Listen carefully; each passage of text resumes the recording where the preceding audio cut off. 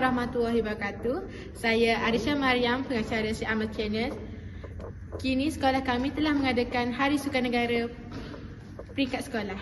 Jom kita saksikan.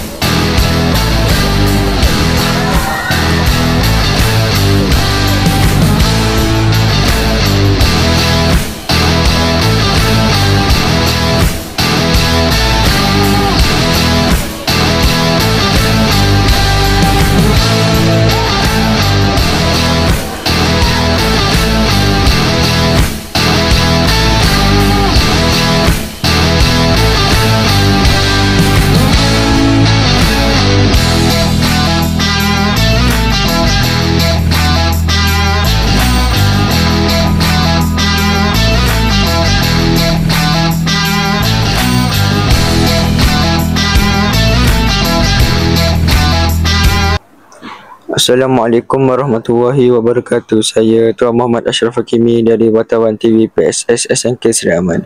Hari ini saya bersama dengan Cikgu Nur Azman bin Muhammad Zain, iaitu ialah Cikgu PKK di Sekolah SMK Seri Aman.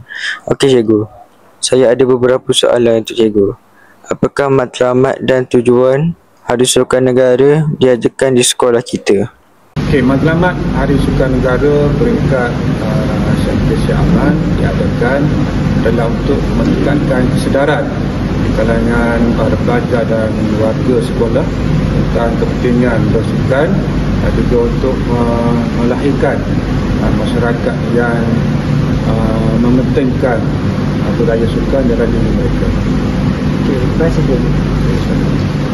Sekian daripada saya, Wartawan TV PSS SMK Seri Aman.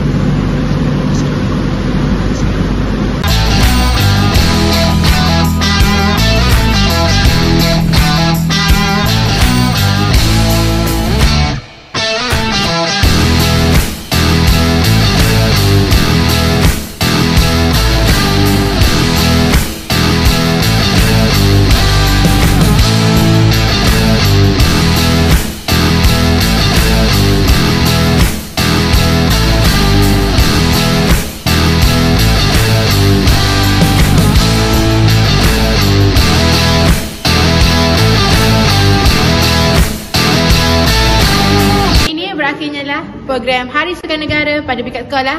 Semoga program ini dapat memberi manfaat kepada kita semua. Sekian itu sahaja daripada saya dan bye-bye.